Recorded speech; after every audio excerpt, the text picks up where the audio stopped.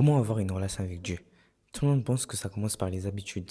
En réalité, tout le monde commence au mauvais endroit. Mais pas que nous, les Israélites aussi. Les Israélites avaient des commandements directement donnés par Dieu.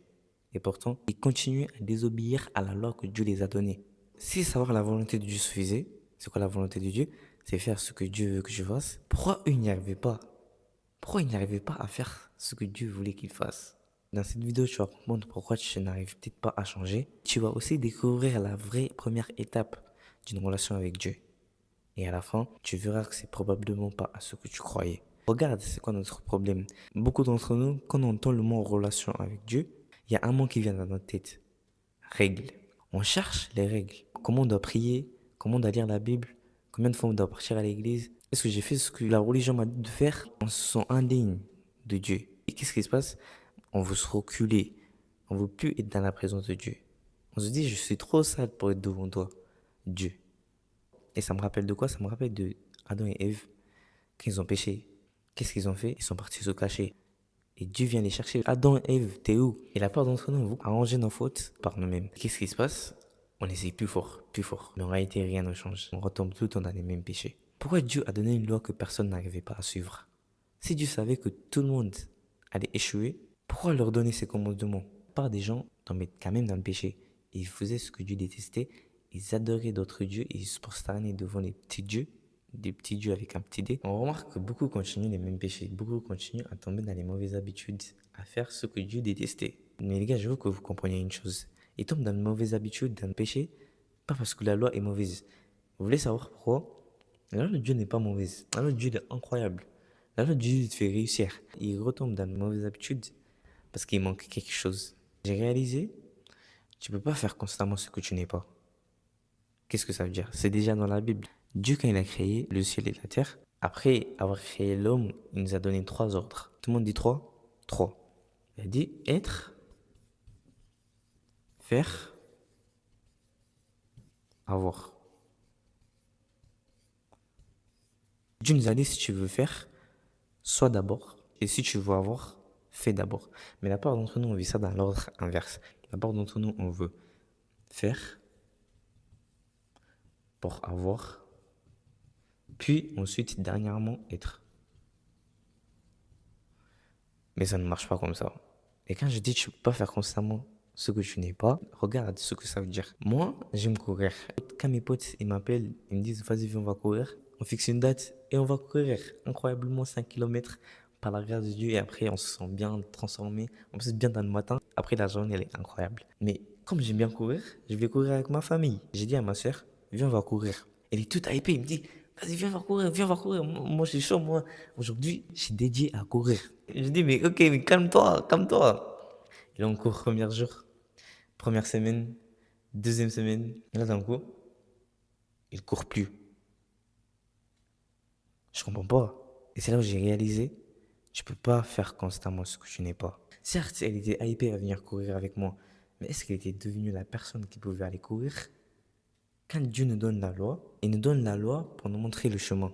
Mais regarde ce que la loi ne fait pas. La loi ne donne pas la capacité de marcher sur le chemin. Tu peux avoir la loi sans avoir la capacité ni l'envie de marcher sur le chemin. Quel chemin? Le chemin de réussite, le chemin de la justice, le chemin de la gloire, le chemin de l'honneur. Et c'est là où je me pose la question. Qu'est-ce que Jésus est réellement venu changer? Parce que beaucoup, on pense connaître la réponse, mais on passe complètement à côté. Avant Jésus, après Jésus. Mais d'abord, je veux qu'on voit qu'est-ce qui s'est passé avant Jésus. Avant Jésus, regarde bien le tableau. Ça, c'est la loi. Et nous, on était sous la loi. Qu'est-ce que ça veut dire? On te dit, si tu ne gardes pas les commandements, tu vas mourir. C'est ce que la loi te dit. Je dis, oui, je sais. Moi, je me rappelle quand j'étais petit, il y a quelque chose de bête qui venait dans mon cerveau. Quand j'étais petit, je me voyais tellement dans le péché que je me disais, c'est pas grave, dans tous les cas, il y aura ma famille en enfer. Vous entendez à quel point c'est bête? Je me rappelle, j'ai regardé une vidéo de Myron Golden l'autre jour et il a dit qu'un pote à lui lui a demandé est-ce que quand tu meurs, tu vas partir au ciel ou en enfer? Myron Golden a répondu qu'il va partir en enfer. Et je sais pas, peut-être toi aussi qui regardes cette vidéo, tu t'es déjà trouvé dans cette situation. Tu as l'impression que tu n'as ni la capacité ni l'envie de garder la loi de l'éternel. Donc, tu penses, c'est fini pour moi. Et je vais montrer qu'est-ce qui se passe quand tu as Jésus. Parce que quand Jésus est venu mourir pour toi et moi, il y a quelque chose d'incroyable qui s'est reproduit. Jésus est mort, puis ressuscité. En faisant ça, il se passait vraiment quelque chose d'incroyable. On va le voir dans Romains 6, verset 14. En effet, le péché n'aura pas de pouvoir sur vous, puisque vous n'êtes plus sous la loi, mais sous la grâce. Qu'est-ce que ça veut dire? Quand Jésus est mort pour toi et moi, il nous a pris et il nous a mis sous la grâce et non pas sous la loi. Qu'est-ce que ça veut dire? Ça ne veut pas dire que on a le droit de ne pas garder la loi. Ça ne veut pas dire d'abandonner la loi. Non, pas du tout. Ça veut dire qu'on a à la fois le désir, la passion et la volonté d'accomplir la parole de Dieu, de faire ce que Dieu aime et de laisser ce que Dieu déteste. Vous voulez savoir pourquoi c'était vraiment dur de réussir avant? Quand tu n'as pas Jésus-Christ, tu vis dans le péché. Et qu'est-ce que la Bible dit? Dans Jean, ça dit « L'ennemi vient pour voler, tuer et détruire ». Qu'est-ce qui se passe quand on fait toutes ces trois choses? Pauvreté, tu vis dans le manque. Et pourquoi l'ennemi a accès à détruire, tuer et voler? Parce que tu as laissé le péché régner dans ta vie. Or, le seul moyen de tuer le péché, c'est en ayant Jésus-Christ. Maintenant, dis-moi comment tu vas tuer le péché si tu n'as pas Jésus-Christ. Tout le monde dit impossible? Impossible. Ce que Jésus a fait, Jésus nous a donné le pouvoir. Grâce à Jésus, on peut résister au diable. On peut dire, diable, loin de moi. Grâce à Jésus, on peut tuer notre chair. Parce que crois-moi, ta chair veut te détruire. Ma chair veut me détruire. Et le seul moyen de vaincre la chair, c'est tuer la chair. Et quand tu tues la chair, ce n'est plus toi qui vis, mais c'est Jésus qui vit en toi. Dieu a changé le script. Avant, on était condamné à mourir parce qu'on ne pouvait pas garder la loi. Mais Jésus vient et nous donne la grâce. Mais tout à l'heure, je suis en train de dire grâce. Ça veut dire quoi la grâce? La grâce, c'est quand Dieu te fait devenir quelqu'un que tu ne peux pas devenir par toi-même. C'est quand Dieu te donne la capacité de faire quelque chose que tu ne peux pas faire par toi-même. C'est ça la grâce. Comprenez quelque chose d'incroyable. Jésus est venu nous pardonner, mais pas que ça. Jésus est venu nous faire réussir. Si tu as Jésus-Christ, tu réussis. Mais la plupart d'entre nous, on s'arrête là. On se dit, j'ai donné ma vie à Jésus-Christ, rien ne peut m'atteindre. Ils pensent que tout est terminé. En réalité, c'est juste le début. Pourquoi autant de chrétiens continuent à lutter contre les mêmes péchés? Moi aussi, ça m'est déjà arrivé. J'avais donné ma vie à Jésus-Christ en 2020, mais je continuais tout le temps les mêmes péchés. Les dimanches, je venais tout dans l'église avec ma famille. Mais après, quand c'était fini, à l'école, je partais voler avec mes potes. Je vivais dans le péché, j'étais en train de voler. Même si je connais la loi, même si je connais le commandement qui dit « Tu ne commettras pas de vol », je suis parti quand même voler. Mais pourquoi? Pourquoi on pense que maintenant on est sous la grâce, on a la liberté de faire ce qu'on veut? En réalité, c'est pas comme ça. C'est pas ça que ça veut dire. Je veux que tu comprennes une chose. Le diable ne peut pas te posséder. Tu sais pourquoi? Parce que Jésus t'a déjà eu. Le diable ne peut plus te posséder. Mais par contre, il peut t'influencer. Et comment il t'influence? À travers tes pensées. Et c'est exactement ce qu'il a fait dès au début dans le jardin d'Éden avec Ève. Il change tes pensées d'abord. Moi, je me rappelle, j'ai entendu l'un des plus grands mensonges que je déteste maintenant et que je veux aucun enfant entende ça. Quand j'étais au collège, il y avait des gens qui disaient regarder les choses sales, faire la masturbation, c'était bon pour la santé.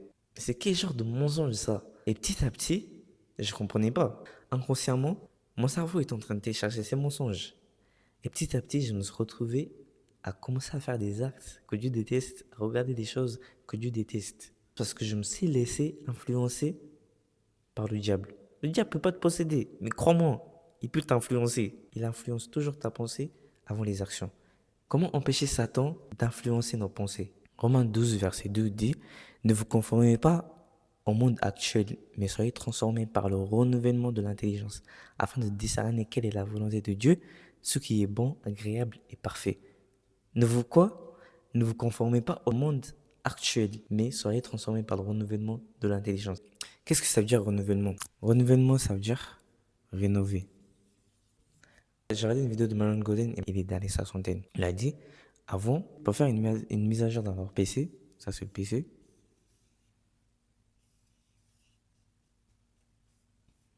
pour faire une mise à jour, il fallait enlever l'ancien disque dur, le retirer, et puis constamment remettre un nouveau disque dur. C'est quoi ce nouveau disque dur? Avant de te dire c'est quoi le nouveau disque dur, je vais te dire qui fait la partie la plus dure. D'abord, je vais te dire c'est quoi la partie la plus dure. La partie la plus dure, c'est enlever le mauvais disque dur. Et c'est quoi le mauvais disque dur? C'est les mensonges de ce monde. C'est les mensonges que le diable essaye d'implémenter dans ton cerveau. C'est la partie la plus dure. Et qui fait cette partie? C'est Dieu. Mais quelle chance on a. Mais par contre, ce que nous, on doit faire, c'est on doit constamment mettre la nouvelle disque dur. Et c'est quoi? C'est la vérité. Si tu mets pas la vérité constamment dans ton cerveau, le diable va t'influencer pour mettre des mensonges dans ton cerveau. On doit constamment mettre la vérité dans notre cerveau. Quand tu fais ça, tout change. Mais comment réellement renouveler notre esprit? J'ai découvert un principe concret pour lire la Bible. Et avant de continuer, je veux que tu saches que la vérité, c'est la parole de Dieu. Tout ce qui est dans la parole de Dieu, c'est la vérité. Jésus-Christ est la vérité. Maintenant, comment lire la parole de Dieu pour avoir la parole de Dieu dans notre cerveau? J'ai découvert une méthode qui s'appelle le LERMF. Essayez de deviner ce que ça veut dire tout ça. Mais c'est vraiment facile. Le L, c'est lire la parole de Dieu. Le E, c'est étudier la parole de Dieu. Le R, c'est retenir la parole de Dieu. Le M, c'est méditer sur la parole de Dieu. Et le F, c'est méditer sur la parole de Dieu. Le tout dernier F, c'est vraiment très important. Je vais venir dans un instant pour vous expliquer pourquoi c'est vraiment très important. Lire la parole de Dieu, c'est facile.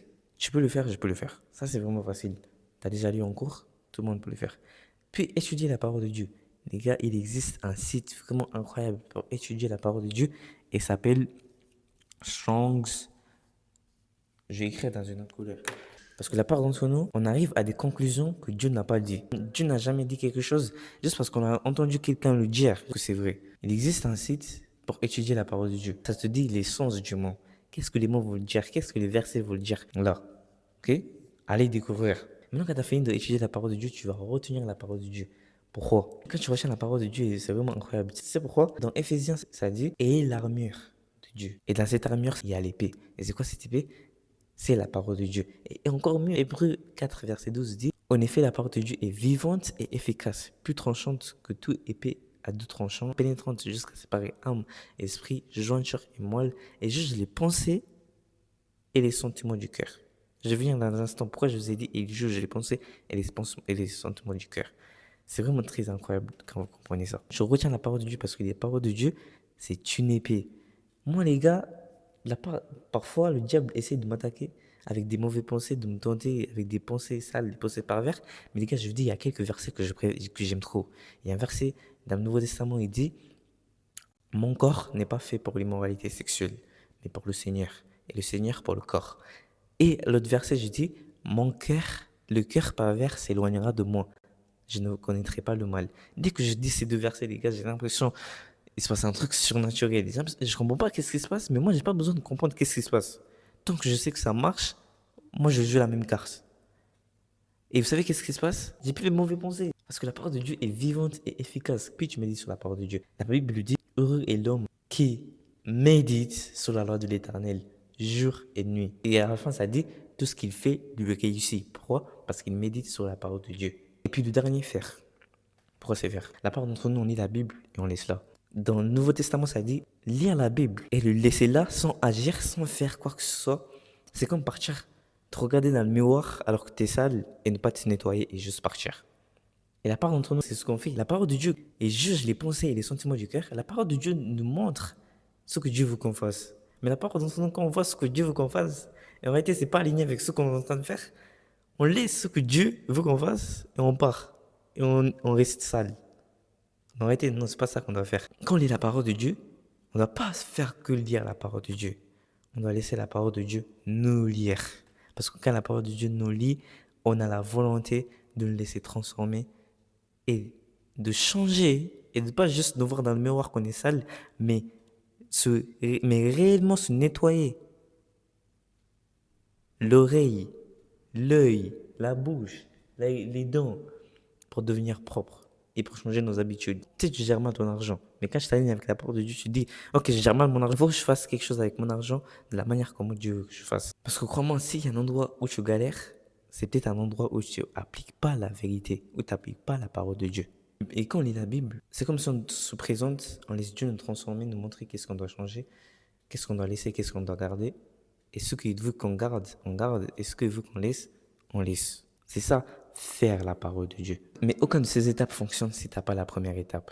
Tu ne peux pas avoir une relation avec quelqu'un que tu n'as jamais vu. Tu ne peux pas avoir une relation avec quelqu'un que tu n'as jamais connu, tu n'as jamais reçu. Tu as entendu parler de lui, mais tu ne le connais pas réellement. Tout commence avec Jésus. Ensuite, chaque jour, tu dois te rapprocher de Dieu et lire sa parole. Pourquoi? Parce qu'en réalité, si tu ne deviens pas fort aujourd'hui, tu deviens faible. Si tu deviens pas intelligent, tu deviens stupide. Si tu ne te rapproches pas de Dieu, tu t'éloignes de Dieu. Aujourd'hui, si tu sens que tu connaissais Dieu, mais tu ne marchais pas vraiment avec lui, Dieu attend que tu saisis la main qui t'a déjà tendu. Toutes les personnes qui se sont tournées vers Jésus-Christ, Jésus est parti tout de suite les chercher. Dieu l'a fait pour moi. Et depuis, ma vie a totalement changé. Je vais réussir avec Dieu, je vais devenir un millionnaire avec Dieu. Si tu veux marcher avec Dieu et non pas juste le connaître, si je veux vraiment marcher avec Dieu et comprendre c'est quoi la volonté de Dieu pour ta vie, répète après moi.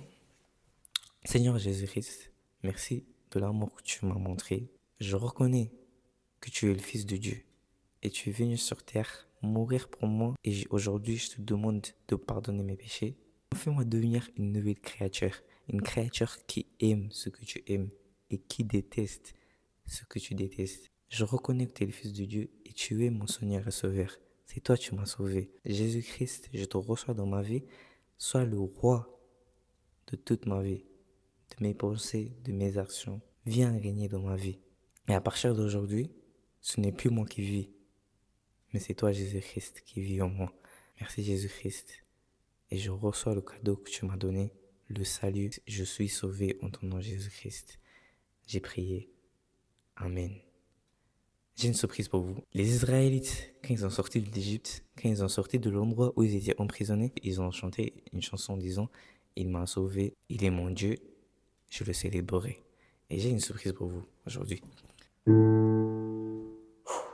m'a sauvé, il m'a sauvé, il est mon Dieu, je le louerai. Il m'a sauvé, il m'a sauvé, il est mon Dieu. N'oubliez pas de vous abonner, liker et c'est une prochaine vidéo YouTube. Et Jésus m'a sauvé, Jésus t'a sauvé, Jésus t'aime.